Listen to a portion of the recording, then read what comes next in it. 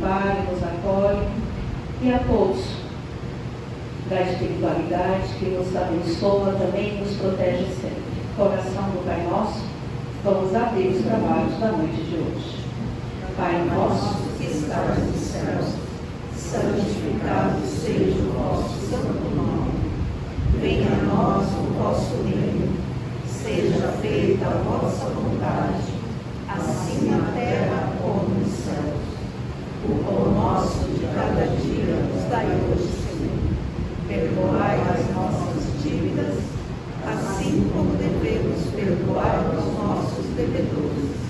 E não os deixeis cair em tentação, mas liberta-nos de todo mal, pois teu é o reino, o poder e a glória para todos sempre, e assim seja. Eu trouxe hoje, para nossas reflexões, alguém já leu o livro Os Mensageiros? Quem já leu? Então, Os Mensageiros, no capítulo 45, o título da mensagem chama-se Mente Enferma. Então, quando a gente olha esse título, Mente Enferma, a gente pensa assim, enfermidade a gente associa com o corpo físico, mas a mente também adoece. Por que ela adoece? Ela adoece por conta de pensamentos, sentimentos, ações que nós temos, então isso vai interferir também na sua mente. Então a mente adoece. Então, nesse capítulo, Aniceto conversa com André Luiz e Vicente, no mundo espiritual, sobre a conversa de Dr. Fidelis e Bentes. Bentes era um doutrinador de um grupo de trabalhadores espíritas, onde tinha também a Isabel, e os trabalhos eram realizados na sua casa. Então, nessa conversa, Aniceto vai fazendo umas reflexões em cima da posição de Dr. Fidelis e de Dr. de Bentes, né? Aí ele diz assim, Aniceto era o orientador espiritual de André Luiz no livro Os Mensageiros, como Clarencio era o orientador espiritual de André Luiz no livro Nosso Lar. Tudo bem até aí? Então vamos lá. Aniceto diz assim: cavalheiro aprumado e bem posto, rodeado de sombra ao longo do céu. Então, o que ele já está querendo dizer aí, logo no começo do capítulo? Que esse senhor, que era o Dr. Fidelis, muito bem apresentado, elegante, aparentava uma pessoa que tinha posses. Então, externamente, ele era uma pessoa de aparência agradável. Mas, olhando pelo lado espiritual, as sombras que rodeavam a área do seu cérebro eram imensas. Então, a aparência espiritual dele era de sombra, não era de luz. Não era aquela aparência bonita que se via externamente. Era uma aparência nada agradável pelo foco espiritual. Então, aqui a gente às vezes olha, é bonitinho, mas olhando pelo lado espiritual, não é. Um dia a gente vai conseguir, ter essa visão mental mais clara. Então as pessoas não vão conseguir mais nos enganar, porque você vai conseguir ler o que está nas intenções delas, a energia delas. Tem gente que já consegue fazer isso, quando você encontra com alguém, você fica assim, nossa, essa pessoa não inspirou em mim uma confiança. Essa pessoa, não sei, achei meio esquisito essa pessoa. Então alguma coisa energeticamente a gente já capta, tá? Bom, aí ele continua aqui. O diálogo de Bentes com o Dr. Fidelis. O Dr. Fidelis dizia assim para o Bentes: frequento as reuniões espíritas espiritistas à procura de alguma coisa que me satisfaça. E sorriu irônico. Ou a minha infelicidade é maior que a dos outros, ou estamos diante de uma mistificação mundial. Então, o que ele estava procurando no trabalho? Mensagens do mundo espiritual. Ele queria uma mensagem dos familiares, dos entes queridos. Só que ele já está dizendo assim: ou eu sou uma pessoa infeliz, ou estou diante de algo que não é real. É fruto de mistificações. Então, ele foi procurar isso na reunião do Dr. Lenz. Ele queria receber uma mensagem espiritual para comprovar aquilo que ele precisava acreditar dentro da cabeça dele. Então, qual é a postura que ele deveria de ter? Ele não foi para o encontro espiritual ali na proposta de ajudar, de colaborar. Ele foi no processo de investigar, de ver se era verdadeiro, se não é. Então, a intenção que tinha na proposta dele de estar ali não era uma intenção verdadeira e condizente para o trabalho que iria se realizar. Então, ele não foi para auxiliar, ele não foi para servir, ele não foi para ajudar. Tanto que Isabela era uma pessoa que necessitava muito, tinha filhos, tinha dificuldades financeiras. Ele não olhou para nada disso. O foco dele era o seu interesse pessoal imediatista que ele tinha naquele momento. Aí ele diz assim, Dr. Fidelis: já devorei extensa literatura relativa à sobrevivência humana e nunca obtive uma prova. Então era uma pessoa muito intelectualizada, já tinha lido muito, tinha bastante conhecimento, mas ele acha, na visão dele, que a espiritualidade, os espíritos são garçons, eles têm que estar ali disponível para servi-lo, para atender às suas necessidades. Quantos, muitas vezes, de nós não procura os serviços espirituais para atender às nossas necessidades imediatas? A gente acha assim, é só eu pedir, está lá no Evangelho, né? Pedir e obtereis. Então eu peço, e por que a espiritualidade não me atende? Então aquilo é falso. A gente fica pensando isso. Eu não consigo ter aquela realização, eu não consigo resolver aquela situação. A gente vem em busca de soluções para os nossos problemas materiais, para as nossas dificuldades materiais, nossas dificuldades de saúde. A gente vem nessa busca. Difícil alguém que entre a casa espírita porque sentiu uma afinidade de conhecer, de ver como é, de aprender, de fazer algo diferente. Geralmente a gente vem porque alguém próximo ou nós, alguma situação que a gente está vivendo, está mexendo mais com a gente. Então a gente é trazido para cá. Então a gente acaba acreditando que a espiritualidade está pronta para nos atender a hora que a gente quiser. A lei do menor esforço. A gente tem essa lei aqui e a gente faz essa mesma lei pensando no mundo espiritual. Então o Dr. Fidelis estava achando, que ele tinha bastante conhecimento, tinha bastante intelectualidade, conhecia muito as ciências, tinha pesquisado muito sobre a sobrevivência da alma, mas ele não tinha tido um caso verídico. Ele queria uma mensagem de alguém da família, alguém próximo, que provasse para ele que tudo isso era uma verdade. Isso era a intenção que ele tinha, aparentava ter. A gente não sabe direito se era isso mesmo, tá? Tanto que ele termina o capítulo e deixa uma interrogação sobre isso, tá? Então, ele continua assim: o Espiritismo, diz Bentes, respondendo ao Dr. Fidelis, é um conjunto de verdades sublimes que se dirigem de preferência ao coração humano. espiritismo, ele vem para fazer o quê? Educar as nossas almas, melhorar os nossos sentimentos, melhorar os nossos padrões mentais equivocados de muitas existências que a gente teve, que a gente vai trazendo para mudar isso.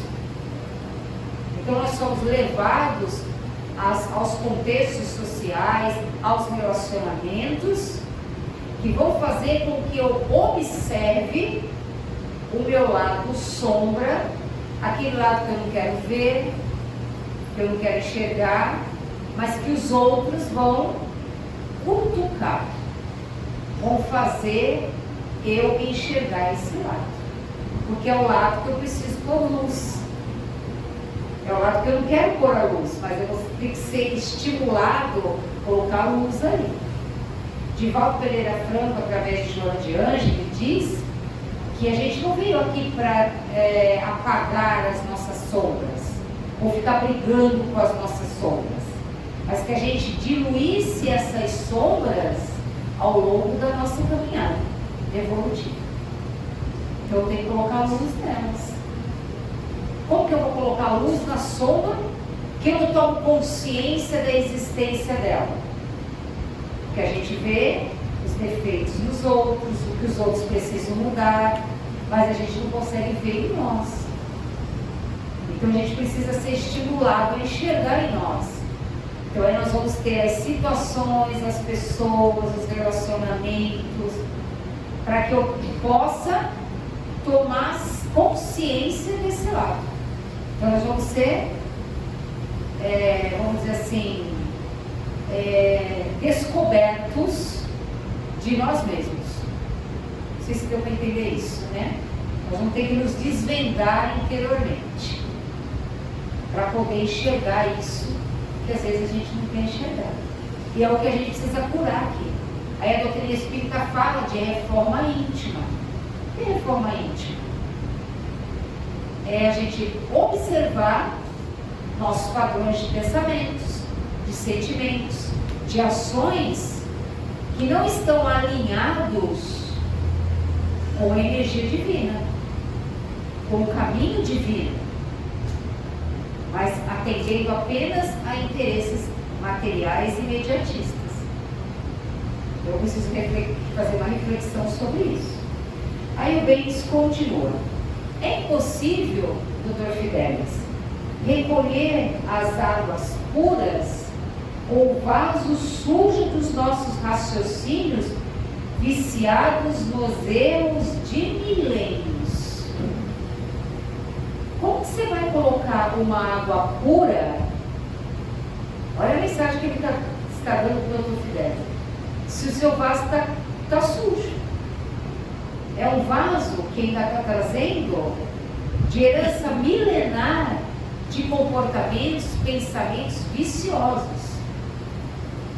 Porque a gente não traz isso só dessa vida. A gente vem trazendo de outras. E eles vão se manifestando a cada reencarnação. Muitas vezes um quadro de depressão, um quadro de pânico, não foi só dessa existência. A pessoa já vem trazendo de experiências de outras existências. Quando vem para cá, encontra-se com situações que vêm mexer justamente com essas situações que a gente precisa curar. Então aquilo volta de novo para quê? Para eu realinhar, para eu aprender, para eu modificar, para eu curar, para eu entender o que está acontecendo. E às vezes não é tão fácil, precisa de ajuda de profissionais, ajuda espiritual, terapia de grupo, uma série de coisas. Então precisa de ajuda. Mas isso não quer dizer que você é invencível a isso. A gente veio e está tendo a oportunidade da cura. Para quê? Para que esse padrão não se prorrogue para as próximas gerações. Então, às vezes, você vem trazendo numa linhagem familiar isso, e que eu preciso curar. Acho que eu já falei aqui uma vez, às vezes a pessoa vem, diz assim, minha família teve diabetes, meu avô teve diabetes, não sei mais quem teve diabetes, então, geneticamente, eu tenho uma propensão a ter o diabetes. Você pode ter a propensão, mas não quer dizer que você vai ter. Se você tiver a mesma linha de comportamento, de pensamentos, de ações, dessa linhagem familiar sua, a tendência disso se desenvolver em você vai ocorrer. Agora, a genética familiar vem, mas eu não posso dizer assim, isso tem que continuar para todas as gerações que virão? Não. Alguém tem que fazer o quê? A cura, para que esse padrão não se promove para gerações futuras. Então a epigenética vem falar isso para a gente. Então a gente aceita isso como uma normalidade. Não é uma normalidade. É uma outra concepção e visão da vida. Senão a gente vai seguir o padrão. Então eu vou ter que ter, porque os antepassados tiveram, e eu vou gerando isso para os futuros. Então os futuros também terão. Quando isso vai acabar? Quando vai terminar esse ciclo familiar? Deu para entender?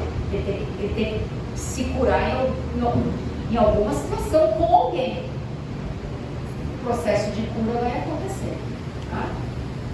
Então ele estava dizendo para o Dr. Fidelis que ele precisava se tornar um homem de bem.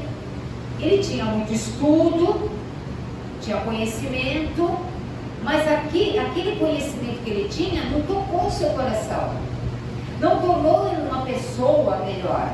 O vaso dele ainda estava sujo. Sujeira que ele vinha trazendo, não só dessa existência, ele já vinha trazendo de outras existências. Aí ele continua aqui. A missão do Evangelho, diz Benz, com o mestre, foi precedida por um esforço humano.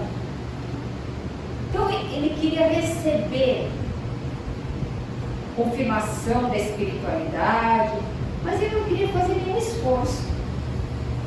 Por isso que eu digo, ele achava que a espiritualidade, os espíritos eram garçom, tinha que servi-lo. Toda a espiritualidade estava ali para servi-lo, para atender às suas necessidades imediatas.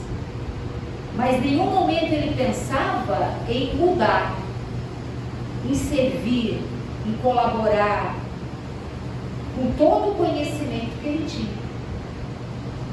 Ele não fazia isso. Então o Bento estava sob a inspiração de Aniceto, né, espiritualmente, estava dando, vamos dizer assim, um puxão de orelha, né, um acordar para o Dr. Fidelis. Mas como ele já vinha com um intelecto vicioso de milênios, as coisas chegavam ali e continuavam no mesmo processo. É como você vê às vezes algumas pessoas que têm o hábito de estar sempre reclamando de alguma coisa. E é hábito, porque se não reclamar, não é a pessoa. Então ela já chega reclamando, ela já acorda reclamando. Tudo incomoda. O tempo incomoda, se está sol incomoda, se está chovendo incomoda. Se tem barulho da vizinha incomoda, se não sei o que incomoda, tudo incomoda. Então é hábito, é intelecto viciado. E isso não é de agora. Às vezes as pessoas te encontram e falam da vida inteira. Você não perguntou nada. É hábito. E as próprias obras de André Luiz não fale sobre você. Isso foi recomendado pelo próprio André Luiz no livro Nosso Lar. Pare de falar sobre si mesmo. Pare de falar sobre si mesmo. Quando você começa a falar sobre você mesmo, você acha que você é o problemático, que a sua vida é pior que a dos outros, que os seus problemas são mais difíceis. E muitas vezes, coisas que poderiam estar se concretizando no bem para a sua vida não são, porque você não sabe qual é a energia que o outro tem ao ouvir o que você está dizendo em relação a você. As aparências enganam. Vamos continuar. Aí o Bentes diz assim: devemos construir o receptáculo, em seguida alcançaremos a bênção. Então precisa ter aprimoramento. Ele não construiu nada, tem alicerce de construção para receber bênção. Não tem trabalho no bem, tem serviço no bem, muito intelectualizado, mas não está produzindo nada. O intelecto que tem, o conhecimento que adquiriu. Então, como ele diz aqui, o receptáculo está vazio. Para Jesus reencarnar aqui, quantos profetas não construíram um caminho para ele chegar até aqui? Então houve um trabalho muito grande antes para a chegada dele aqui. Agora, você quer receber sem fazer nada? Sem se movimentar? Então o Evangelho diz lá: pedi e obtereis. Então a gente acha que é só sentar, fazer uma oração, pedir, que eu vou ser atendido. Tu coloca a bandeja lá, fica guardando a espiritualidade sempre. E funciona assim. Você tem que trabalhar, fazer um movimento, construir um receptáculo. Ou seja, construir o movimento daquilo que você quer. Você tem que trabalhar com o que você quer. Você tem que se esforçar pelo que você quer. Quando você faz o esforço, o trabalho, a direção para aquilo que você quer, a espiritualidade também colabora. Você está se movimentando. Agora, sentado no sofá, tomando Coca-Cola e esperando que caia assim 1 milhão do céu para resolver minha vida, pode ficar sentado. De repente até pode cair, né? De repente você está com a lua virada assim, né? Cai. Mas aí, se não soube construir o receptáculo, vai perder. Vamos lá, vamos continuar mais um pouco. Aí o Dr. Fidelis sorria entre a ironia e a vaidade ofendida. Viu como é que ele está? Os sentimentos dele? Estava vaidoso, irônico, como que diz? Bobagens, pura bobagens. Como, continuava o Bentes, como residir nos andares mais altos sem drenar os pântanos que jazem embaixo? Como ter acesso aos planos superiores sem trabalhar nos planos inferiores? Quando o Chico estava mais ou menos, não estava muito bem, onde o Emmanuel levava o Chico? Vamos lá na periferia, Chico. Quer ter acesso aos espíritos superiores? Tem que trabalhar nas zonas inferiores. André Luiz chegou lá no nosso lar, médico, cheio de arrogância, chegou no plano espiritual, achou que era entendido de medicina, sabia mais do que todo mundo, teve que pegar a vassoura para limpar a enfermaria, dirigida por irmã Narcisa, no nosso lar. Porque ele não entendia nada de medicina espiritual. Então, gente, para ter acesso a esses planos superiores, para receber as bênçãos da espiritualidade superior, ele tem que ter o quê? Bônus horas de serviço no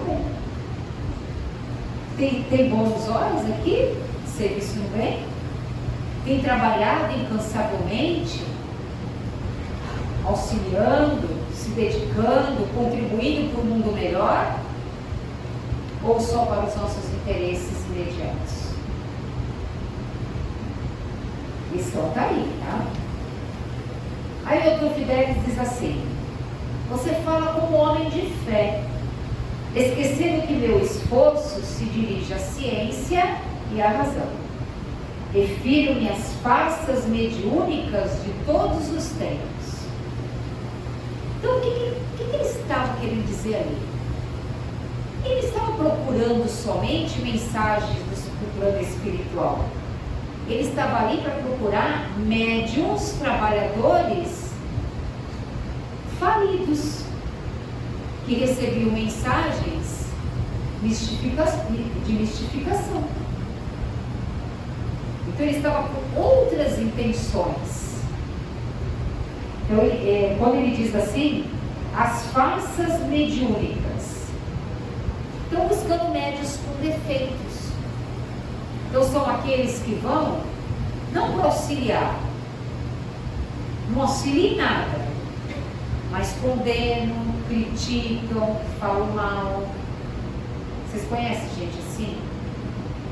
Que não faz nada, mas para dar palpite, para botar a colher no caldeirão que nem colocou os ingredientes, é o primeiro. Mas não se mexeu. Não sentiu como é, mas dá palpite. Então você tem que viver de baixo. Por que muitas das nossas leis não dão certo? Porque a pessoa que faz a lei, ela não viveu a lei. Se ela não viveu, não começou dos planos inferiores, ela não entende isso. Tem dificuldade para entender. Porque não construiu o receptáculo do sentimento, do pensamento e das ações, respeitando o outro, amando o outro, entendendo as dificuldades do outro. Então não passou pela base. Então o receptáculo não está construído. Então a gente tem dificuldade. Aí o Bentes continua. Estaríamos laborando em erro grave se colocássemos toda a responsabilidade doutrinária nas organizações mediúnicas. Os médios são simples colaboradores do trabalho de espiritualização. Então, o espiritismo não é para a formação de médiuns e de trabalhadores espíritas. O espiritismo é para a educação das nossas almas. Quando nós nos educarmos a nossa alma, nós vamos nos dispor a servir. Aí nós não teremos médiuns vaidosos, médiuns donos de trabalho, donos de centro espírita.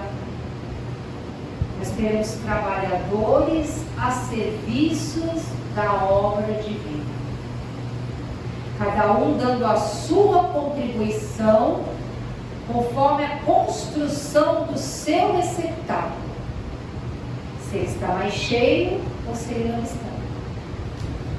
Então a chave principal do espiritismo forma médios, trabalhadores para a casa espírita. Há uma necessidade disso, da gente conhecer para poder trabalhar. Mas o foco principal é a educação da nossa alma. Esse é o foco do Espiritismo. Transformação moral. E aí ele continua. Cada um responderá pelo que fez das possibilidades recebidas. Então, cada um recebeu o seu pacotinho que você se comprometeu a fazer quando reencarnou. Seu dever. Todo mundo se comprometeu na espiritualidade quando veio para cá fazer algo, cumprir o dever. Com o quê? Com os dons e com as possibilidades que a vida vai te oferecendo. Então, aonde eu atuo mais? Onde eu estou mais? É onde eu tenho mais comprometimento e dever a fazer. Onde eu permaneço mais tempo. É no meu trabalho, é na minha casa, é na casa espírita. Então eu tenho trabalho ali, comprometimento ali. Agora, muitas vezes, a gente não quer ter o trabalho. O trabalho no plano espiritual é bênção. É bênção. Todos querem se ocupar, trabalhar e ser útil. Aqui é o contrário. A gente quer o feriado, quanto mais prolongado for, melhor. Para viajar, passear, curtir a vida. Completamente oposto do que traz a mensagem de André Luiz no livro Nosso Lar, para as nossas reflexões. Não que isso não faça parte da nossa vida. Mas tem gente que quer sempre. E fica irritado quando não consegue. Então ele continua aqui o Bentes. Cada companheiro deve beber a água da renovação própria. Ou seja, aplicar o que lê, o que estudou, o que aprendeu. Educação da alma. Renovação própria. Eu não vou mudar os outros. Eu não vou mudar o mundo. O mundo vai precisar mudar para eu mudar. As coisas exteriores não precisam mudar para eu mudar. Sou eu que tenho que mudar. Sou eu que tenho que me adaptar e entender para que as coisas externas me atinjam o menos possível. Quando eu mudo o interno, eu reflito no externo. A gente quer a mudança da vida externa sem mudar nada interno. Então a sua energia não vibra para a mudança. Deu para entender o que eu quis dizer? Então é dentro de nós o primeiro passo. Você quer que a vida mude, faça coisas diferentes, mas você faz coisas diferentes, você age diferente, você se comporta diferente. Então, como que as coisas vão mudar? Como que as coisas vão ser diferentes? Vamos continuar só mais um pouquinho, aqui para não passar muito da hora. Fidelis deixou de sorrir e observou. Vamos ver. Quer dizer, não adianta. Ele não entra na cabecinha dele, né? Espero a mensagem dos meus com sinais inaudíveis da sobrevivência após a morte. Pois com tudo que o Bentes falou, ele ainda está sentado lá esperando a mensagem dos entes queridos. Aí Aniceto fala para André e Vicente. Reparem como este homem traz a mente infeliz. É um dos curiosos doentes encarnados. Vai para onde? Para o fenômeno. Ele quer o fenômeno. Quantos não fazem filas para receber tratamentos de cura, para tomar passe, mas não querem ouvir nada, não querem aprender nada, não querem se modificar em nada. Só querem que a espiritualidade faça o trabalho de limpeza dos garçons espirituais. Eu me sujo, eu vou para qualquer lugar. Dá licença, gente, só um pouquinho, tá? Senão não vai.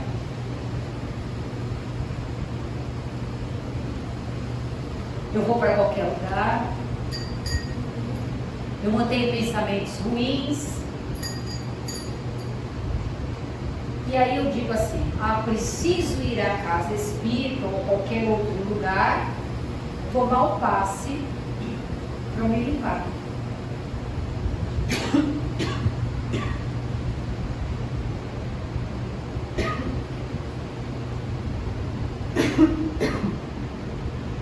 Desculpa. E aí? É isso que a espiritualidade espera?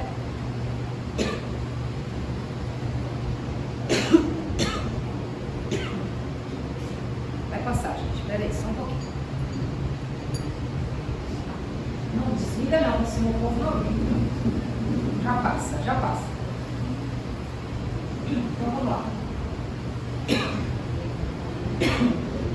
Então, como que eu vou conseguir fazer essa mudança se eu olho para a espiritualidade e vou para que ela me limpe? Eu tomo um passe, saio com as energias limpas, me sujo de novo lá fora, tudo bem. Não preciso mudar nada. Os outros é que estão fazendo o trabalho por mim. Deu para entender isso? Então ele está dizendo isso. Curiosos encarnados. Tem vasta cultura, mas traz o sentimento envenenado. Tudo que cai no seu raciocínio participa de geral intoxicação. Pesquisador de superfície. Olha a frase que eles colocaram. Quer dizer, está só observando. Aqui é bom, não é bom. Não atendeu minhas necessidades, a casa não é boa, vou para outra. E assim nós vamos caminhando. Mas não fazemos nada conosco. Não mudamos nada em nós. Os outros é que estão errados. Os outros é que não estão fazendo certo. E eu? Aí o Aniceto fecha assim com chave de ouro. Quer a realização divina sem esforço humano. Reclama a graça formulando exigência. Só faço isso, só vou para lá se tiver isso. Não posso trabalhar lá, é muito calor. Não tem ar-condicionado para eu trabalhar. Não vou. Não vou lá na casa espírita, porque aquela sala é muito quente para eu dar passe.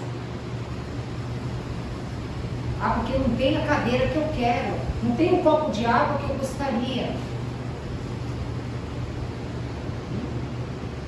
A gente faz muita exigência. A oportunidade está vindo. Quero o trigo da verdade sem participar da semeadura. Não planta e quer colher. Se eu não plantar, eu não vou colher. Ninguém vai colher por mim. Eu tenho que plantar. Tem que fazer alguma coisa. Se eu não fizer, não dá. Tem semeadura. Espera a tranquilidade pela fé, sem dar-se ao trabalho das obras. Não produz. mas que é a tranquilidade da fé, do dever cumprido, da paz espiritual, da felicidade. Mas não faz nada. Estima a ciência, mas não consulta a consciência. Quer dizer, a ciência está aí, mostra muita informação, mas o que eu estou aproveitando com tudo isso? O despertar da minha consciência para a direção dos valores espirituais, do progresso espiritual. Prefere a facilidade sem filiar-se à responsabilidade. Não quero ter responsabilidade. Não quero assumir nada. Deixa para os outros.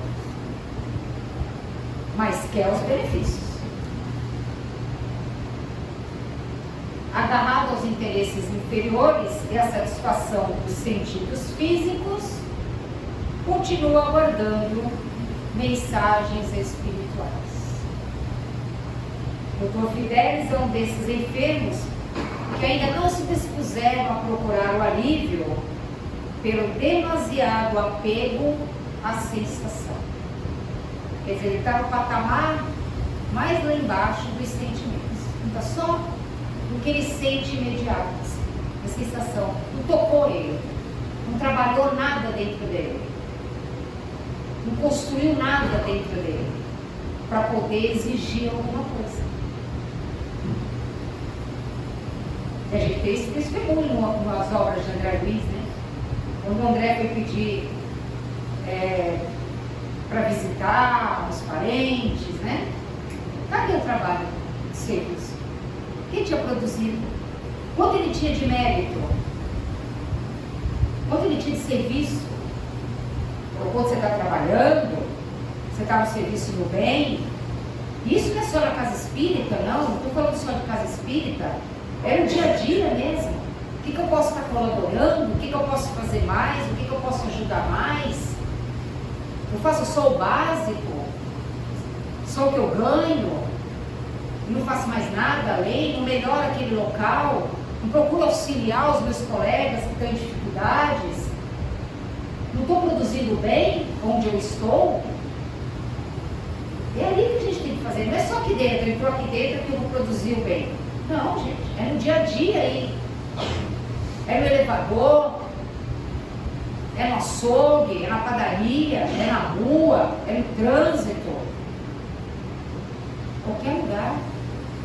Somos servidores divinos em qualquer lugar. Por isso o Evangelho propõe: vigiai e orai para não cair, dizer em tentação. Vigiai quanto tempo? 24 horas por dia.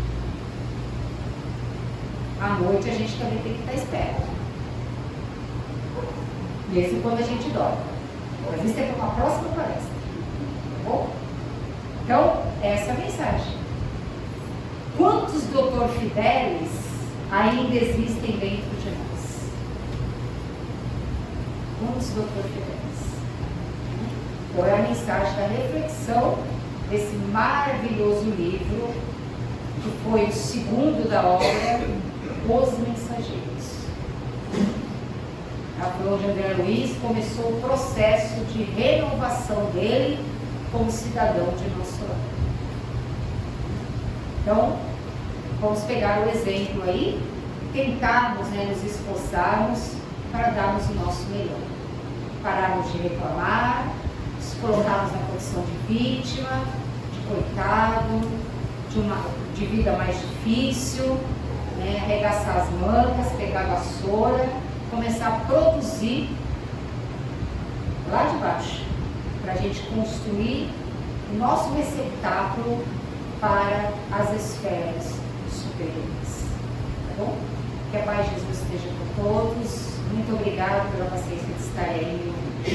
Gratidão mais uma vez.